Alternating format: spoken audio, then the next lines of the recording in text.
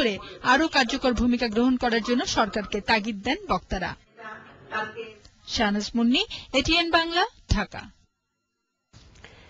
ঢাকার আশেপাশে নতুন আরেকটি বিমানবন্দর করার আগে কক্সবাজার বিমানবন্দরকে আন্তর্জাতিক মানে উন্নীত করা জরুরি বলে মন্তব্য করেছেন এভিয়েশন খাতের বিশেষজ্ঞরা। তাদের মতে বিশ্বকাপ ক্রিকেটের আগে এ কাজ শেষ করতে পারলে হাজার হাজার বিদেশি পর্যটক কক্সবাজারে যেতে পারতেন। বিশ্ব পর্যটনে প্রসিদ্ধ হতো কক্সবাজার। পুরনো ছোট রানওয়ে আর প্রযুক্তি সুবিধার অভাবে এখন আন্তর্জাতিক রুটের উড়োজাহাজ নামতে পারছে না সেখানে। আরো জানাচ্ছেন কেরামতুল্লাহ বিপ্লব, ক্যামেরায় ছিলেন এহসানুল গনি স্বজন। পর্যটন বাণিজ্যকে কেন্দ্র করে বেশ কয়েক বছর পর কক্সবাজারে যাত্রীবাহী উড়োজাহাজের আগমন বেড়েছে। তবে দুর্বল রানওয়ের কারণে ছোট প্রপেলার উড়োজাহাজ ছাড়া আর কোনো প্লেন নামতে পারছে না বিশ্বের সবচেয়ে দীর্ঘ সাগর সৈকতের এ শহরে। জাতীয় পতাকাবাহী বিমান, বেসরকারি কিছু দেশীয় প্রতিষ্ঠান নিয়মিত ফ্লাইট চালাচ্ছে ঢাকা কক্সবাজার ঢাকা রুটে। কিন্তু দেশীয় যাত্রীরা এ রুটে ভ্রমণ করলেও বিদেশিরা আকাশপথে খুব একটা আসছেন না কক্সবাজারে। যারা আসছেন তারাও পর্যটন নগরীর বিমানবন্দর দেখে ঝাড়পড়নায় হতাশ। দেশ আয়তনে কম, জনসংখ্যা আমরা অনেক বেশি, তাতে করে আমরা যদি এই পর্যটক নগরীগুলোকে সাজাই আন্তর্জাতিক মানের, তাতে আমাদের দেশি বিদেশি প্রবাসী এটা বিশ্বের অন্যতম মিলন মেলা হবে। ইন্টারন্যাশনাল এয়ারপোর্ট হলে সেক্ষেত্রে বিদেশি এয়ারক্রাফট এখানে ল্যান্ড করতে পারবে, প্রচুর ফরেন টুরিস্ট আমরা পাবো। এভিয়েশন খাতের বিশেষজ্ঞরা বলছেন, আরিয়ল বিলে বিতর্কের পর পদ্মার চরে আরেকটি আন্তর্জাতিক বিমানবন্দর তৈরির সিদ্ধান্ত নিয়েছে সরকার। কিন্তু পর্যটনে দেশকে তুলে ধরতে সবার আগে আন্তর্জাতিক বিমানবন্দর দরকার কক্সবাজারে। পর্যটনের বিকাশের জন্য সরকার কাজ করবে কমিউনিকেশন ডেভেলপমেন্ট, যেমন এয়ারপোর্ট এক্সটেনশন, আধুনিকায়ন, বাকি যে বিনোদন পার্ক, অন্যান্য পার্ক টাইপের গড়ে তোলা, ওয়াটার গার্ডেন, এটি প্রাইভেট সেক্টর থেকে গড়ে উঠতেছে। পর্যটন ব্যবসায়ী ও স্থানীয়দের মতে কক্সবাজার বিমানবন্দরকে আন্তর্জাতিক মানের করতে যে ব্যয় হবে, বিদেশি পর্যটক নিয়মিত আসা শুরু করলে এক বছরেই তার চেয়ে বেশি রাজস্ব আয় করতে পারবে সরকার। বিদেশে পণ্য রপ্তানির চেয়ে বাংলাদেশের সামনে এখন সবচেয়ে বড় সুযোগ হচ্ছে পর্যটন কারবার, আর সেই কারবারের কেন্দ্রবিন্দু হতে চলেছে কক্সবাজার। কিন্তু যে কক্সবাজারকে নিয়ে এত পরিকল্পনা, এত স্বপ্ন, সেই কক্সবাজারের জন্য এখন সবচেয়ে বেশি জরুরি যে বিষয়টি তা হচ্ছে যোগাযোগ। কিন্তু সেই যোগাযোগ এগিয়ে নেবার মতো সরকারি পরিকল্পনার চূড়ান্ত বাস্তবায়ন এখনো শুরুই হয়নি এখানে। কেরামতুল্লাহ বিপ্লব, এটিএন বাংলা, বিমানবন্দর, কক্সবাজার। পাওয়ার এনার্জি ড্রিঙ্কস বিশ্বকাপ প্রতিদিন।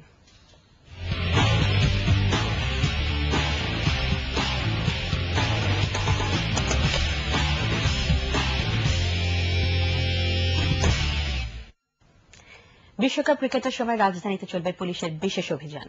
মিরপুর শেরেবাংলা জাতীয় স্টেডিয়ামে নিরাপত্তা মহড়া শেষে ঢাকা মহানগর পুলিশ কমিশনার বেনজির আহমেদ একথা জানান। খেলোয়াড় ও বিদেশি অতিথিদের থাকার জন্য ঢাকা শেরাটন, সোনারগাঁ সহ 9টি হোটেলে নিরাপত্তা নিশ্চিত করা হয়েছে বলে জানান তিনি। মাহমুদুর রহমানের রিপোর্ট। নিরাপত্তা কর্মীদের চোখ ফাঁকি দিয়ে মিরপুর শেরেবাংলানগর জাতীয় স্টেডিয়ামে বোমা নিয়ে এক যুবকের দর্শক গ্যালারিতে ঢুকে পড়ার খবরে সেখানে ছুটে যান পুলিশের বিশেষ প্রশিক্ষণপ্রাপ্ত সোয়াট টিম। কমান্ডো স্টাইলে গ্যালারিতে ঢুকে গুলি করে বোমা বহনকারী যুবকের কাছ থেকে উদ্ধার করা হয় শক্তিশালী বোমাটি। পরে সোয়াট টিমের সদস্যরা বিস্ফোরণের মাধ্যমে বোমাটি নিষ্ক্রিয় করেন। বিশ্ব ক্রিকেটের সবচেয়ে বড় আসর শুরুর কয়েকদিন আগে ঢাকা মহানগর পুলিশ এভাবে নিরাপত্তা মহড়া দেয় মিরপুর স্টেডিয়ামে। ঢাকা মেট্রোপলিটন পুলিশ কমিশনার বেনজির আহমেদ মহড়া পরবর্তী এক সংবাদ সম্মেলনে জানান, যে কোনো ধরনের পরিস্থিতি মোকাবেলায় পুলিশ এখন সম্পূর্ণ প্রস্তুত। বিশ্বকাপকে কেন্দ্র করে নগরীর নিরাপত্তা নিশ্চিত করতে বিশেষ অভিযান চালানোর কথা জানালেন ডিএমপি কমিশনার। আমরা অবশ্যই আমাদের নিরাপত্তা ব্যবস্থা বিবেচনার মধ্যে এনেছি। ওই সময় বিশ্বকাপ চলাকালীন সময় আমরা চেষ্টা করব বিশ্বকাপের নিরাপত্তা ডিউটির পাশাপাশি আমরা ঢাকা শহরব্যাপী একটা বিশেষ অভিযান পরিচালনা করব, যাতে করে প্রিভেন্টিভ পুলিশিংটা ওই সময় আমরা সহজতর হয়, যাতে করে একটা জেনারেল সিকিউরিটি ব্ল্যাঙ্কেট থ্রো করা যায় ঢাকা শহরের উপরে। বিরোধী দলের সোমবারের হরতালকে ঘিরে যে কোনো ধরনের বিশৃঙ্খলা বেআইনি কর্মকাণ্ডের বিরুদ্ধে কঠোর অবস্থানে থাকবে পুলিশ। মিরপুর স্টেডিয়ামে এক সংবাদ সম্মেলনে একথা জানিয়ে তিনি বলেন, হরতালের আগের রাতে যাতে কেউ গাড়ি পোড়াতে না পারে সেজন্য রাজপথে এবার প্রস্তুত থাকবে পুলিশ। আমাদের দায়িত্ব, রাষ্ট্রীয় কর্মচারী হিসেবে আমাদের দায়িত্ব, নিরাপত্তা বাহিনী সদস্য হিসেবে আমাদের দায়িত্ব, আইন শৃঙ্খলা রক্ষাকারী বাহিনী হিসেবে আমাদের দায়িত্ব হচ্ছে মানুষের সাধারণ যানবাহন নিরাপত্তা দেওয়ার কথা। কেউ যদি ব্যবসা বাণিজ্য করতে চান, দোকানপাট খোলা রাখতে চান, গাড়ি চালাতে চান, কর্মস্থলে যেতে চান বা যে কোনো কাজ করতে চান, যা তার সাংবিধানিক রাইট, করতে চান আমাদের কাছে, আমরা তাদেরকে সাপোর্ট করব। তাদের নিরাপত্তা দেওয়ার জন্য আমাদের প্রচেষ্টা অব্যাহত থাকবে। বেআইনি কোনো কার্যকলাপ বরদাস্ত করা হবে না। রাজপথে কোনো রাজনৈতিক দলের কর্মসূচিতে পুলিশ বাধা না দিলেও যে কোনো ধরনের বেআইনি সমাবেশের বিপক্ষে কঠোর অবস্থানে থাকবে পুলিশ, এমনটি জানালেন DMP commissioner. Mahmudur Rahman, ATN Bangla, Dhaka. স্বাধীনতা সুবর্ণ জয়ন্তীতে বাংলাদেশকে মধ্যম আয়ের দেশে পরিণত করতে অর্থনৈতিক কূটনীতি বাড়ানোর আহ্বান জানিয়েছেন রাষ্ট্রপতি জিল্লুর রহমান। রাজধানীর একটি হোটেলে ফোরাম অব কনসালস ইন বাংলাদেশ FCB'র উদ্বোধনী অনুষ্ঠানে তিনি এই আহ্বান জানান। অনারারি কনসালদের বাংলাদেশের ব্যাপারে ইতিবাচক ভাবমূর্তি তুলে ধরে দ্বিপাক্ষিক ও অর্থনৈতিক সম্পর্ক উন্নয়নে কাজ করে যাবার আহ্বান জানান রাষ্ট্রপতি। পরিকল্পনা মন্ত্রী অবসরপ্রাপ্ত air vice marshal AK Khandakar, FCB'র সভাপতি AKM শহীদুল ইসলাম, FCB প্রতিষ্ঠাতা সভাপতি সালাউদ্দিন কাশেম খান এ সময় উপস্থিত ছিলেন।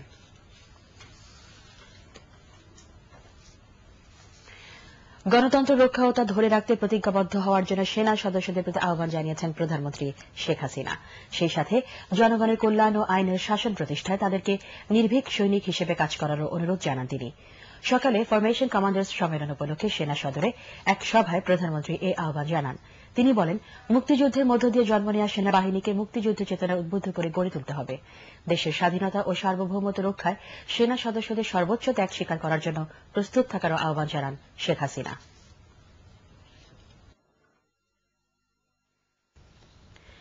বিকল্প বিরোধ নিষ্পত্তির মাধ্যমে অর্থ ঋণের মামলা সমাধানের আইন থাকলেও এক্ষেত্রে সাফল্য আসছে না বলে জানিয়েছেন আইনমন্ত্রী ব্যারিস্টার শফিক আহমেদ। সকালে বিষয়টি নিয়ে অর্থ ঋণ আদালতে বিচারক, আইনজীবী ও ব্যাংক কর্মকর্তাদের সাথে বৈঠক শেষে তিনি একথা জানান। এজন্য আইনজীবীদের সম্মানীর পরিমাণ কম হওয়া এবং প্রচারণার অভাবকে চিহ্নিত করেন সংশ্লিষ্ট আইনজীবীরা। পরে আইনমন্ত্রী জানান, দুর্নীতি ও অনিয়মের তথ্য প্রদানকারীদের নিরাপত্তা আইনটি সংসদে চলতি অধিবেশনে পাশ হতে পারে। এছাড়া সাক্ষীদের নিরাপত্তার বিষয়েও আলাদা একটি আইন তৈরির কাজ চলছে বলে জানান ব্যারিস্টার শফিক আহমেদ।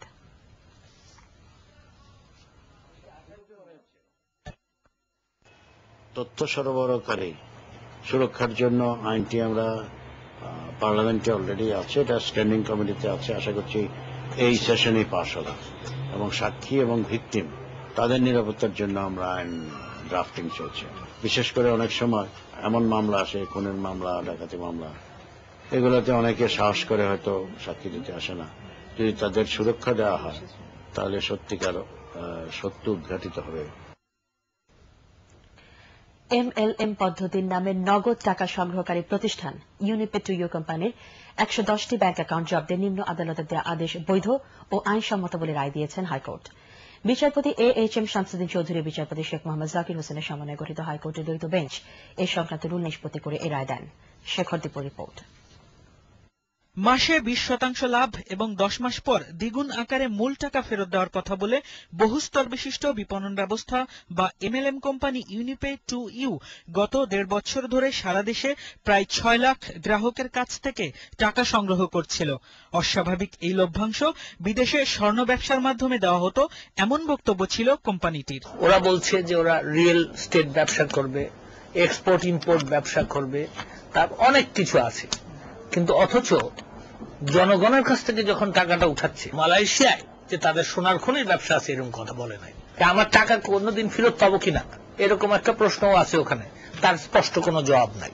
এ অবস্থায় দুর্নীতি দমন কমিশনের আবেদনের পর কোম্পানির 110টি ব্যাংক অ্যাকাউন্ট জব্দ করার আদেশ দেয় নিম্ন আদালত। পরে ইউনিপে টু ইউ এর চেয়ারম্যান এই আদেশের বিরুদ্ধে রিট করলে নিম্ন আদালতের আদেশ স্থগিত করে রুল জারি করেন হাইকোর্ট। রুলের চূড়ান্ত শুনানি শেষে রোববার রায় দেন আদালত। অসঙ্গতি যখন কোর্টে আমরা তুলে ধরলাম তখন পরিষ্কারভাবে মাননীয় বিচারপতিও বুঝলেন যে এটা একটা হাই কোম্পানি। হাই কোম্পানি যাতে যায় হয়ে না যায় সেই জন্য এটা করা হয়েছে। দুদকের আইনজীবী আরো জানান, মোট 111টি অ্যাকাউন্টের মাধ্যমে ইউনিপে টু ইউ 250 কোটিরও বেশি টাকা সংগ্রহ করে। শেখর দীপু, এটিএন বাংলা, ঢাকা। অবশেষে পরিবেশ অধিদপ্তরের উদ্যোগে শুরু হল তুরাগ নদী পাড়ের অবৈধ দখলদারদের বিরুদ্ধে উচ্ছেদ কার্যক্রম। সকালে আমিন বাজারে নদীর দুপারে বালু ভরাট করা অংশ উচ্ছেদের মাধ্যমে এই কার্যক্রম শুরু হয়। অধিদপ্তরের কর্মকর্তারা জানান, অবৈধ দখলকারীদের পরিবেশ আইনে গ্রেপ্তার ও জরিমানা করা হবে। নাদিরা কিরণের রিপোর্ট। একসময় আমরা ছোটবেলায় যে নদীর যে নব্যতাটা দেখছি, ওই পার দেখেন আপনি সমস্তটাই নদী ছিল। এভাবেই এলাকার এক বাসিন্দা আমিনবাজার ব্রিজের নিচ দিয়ে বয়ে যাওয়া তুরাগ নদীর একসময় নাব্যতার বর্ণনা দিচ্ছিলেন। অবৈধ দখলদারদের দৌরাত্বে নদীর দুপার ভরাট হয়ে যাওয়ায় সে নাব্যতা হারিয়েছে অনেক আগেই। নদীর দুপার দখল করে বালি উত্তোলন ও মাটি ভরাটের কাজ চললেও দীর্ঘদিনেও নজর পড়েনি কর্তৃপক্ষের। তবে গত কয়েকদিনে গণমাধ্যমে এ চিত্র উঠে আসায় এবার যেন টনক নড়ল পরিবেশ অধিদপ্তরের। তাই রোববার শুরু করে নদী তীরের অবৈধ উচ্ছেদ কার্যক্রম।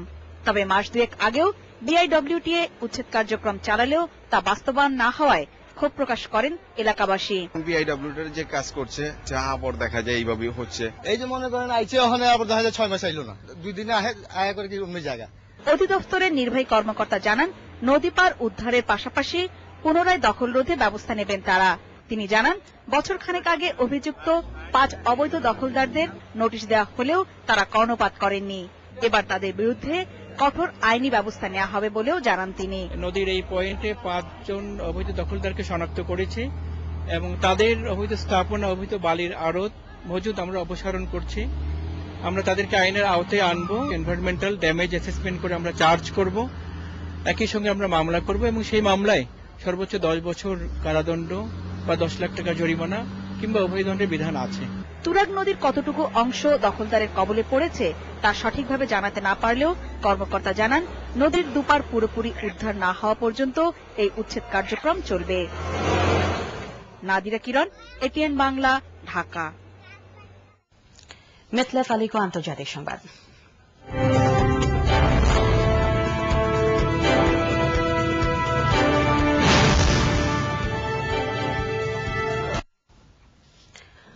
মিশর অব্যাহত রাজনৈতিক অচলাবস্থা নিরসন ও গণতান্ত্রিক শাসন ব্যবস্থায় উত্তরণের উদ্দেশ্যে আহত সর্বদলীয় বৈঠক শুরু হয়েছে। দেশটির সবচেয়ে প্রভাবশালী বিরোধী দল মুসলিম ব্রাদারহুড সহ প্রায় সবকটি রাজনৈতিক দল বৈঠকে যোগ দিয়েছে।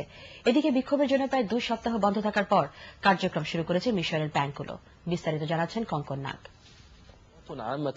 মিশরের চলমান রাজনৈতিক অচলাবস্থা নিরসনে একটি সর্বসম্মত সমাধান খুঁজে বের করতে দেশটির রাজনৈতিক দলগুলোর সাথে বৈঠকে বসেছে দেশটির সরকার। বহু বছর ধরে নিষিদ্ধ হলেও বৈঠকে যোগ দিয়েছে মুসলিম ব্রাদারহুড। মূলত জনগণের দাবি মেনে নিতে সরকারের আগ্রহ জানা ও মিশরের আভ্যন্তরীণ বিষয়ে আন্তর্জাতিক হস্তক্ষেপ রোধ করার উদ্দেশ্যে তারা আলোচনায় যোগ দিয়েছেন বলে জানিয়েছেন ব্রাদারহুডের নেতারা। মিশর সরকার ও মুসলিম ব্রাদারহুডের মধ্যে এটি প্রথম আনুষ্ঠানিক আলোচনা। ব্রাদারহুডের যোগদানে বৈঠকের কার্যকারিতা বাড়বে বলে মনে করছে পর্যবেক্ষকরা। এদিকে বিক্ষোভের জন্য প্রায় 2 সপ্তাহ বন্ধ থাকার পর মিশরের ব্যাংকগুলো আবার খুলেছে। তবে অর্থনৈতিক সংকট নিরসনে পর্যাপ্ত প্রস্তুতি নেওয়া ও অর্থনীতিতে স্থিতিশীলতা আনতে এরই মধ্যে প্রধানমন্ত্রী, অর্থমন্ত্রী ও শিল্পমন্ত্রীর সাথে বৈঠক করেছেন প্রেসিডেন্ট হোসনি মুবারক। তবে এসব সত্ত্বেও কায়রোর প্রাণকেন্দ্র তাহরির স্কয়ারে এখনো অবস্থান করছেন বিক্ষোভকারীরা। এই অবস্থায় সর্বদলীয় বৈঠকের ফলাফলের ওপরই মিশরের ভবিষ্যৎ নির্ভর করছে বলে মনে করছেন রাজনৈতিক বিশ্লেষকরা। কঙ্কন নাগ, এটিএন বাংলা। আবারও জেনেভেল ফার্মাসিউটিক্যালস সংবাদ বিরতির পর আরো থাকছে। মাশরাফি বিশ্বকাপ ভাগ্য নির্ধারণ মঙ্গলবার, ইনজুরি কাটিয়ে দলে ফেরার আশা বিসিবি সভাপতি।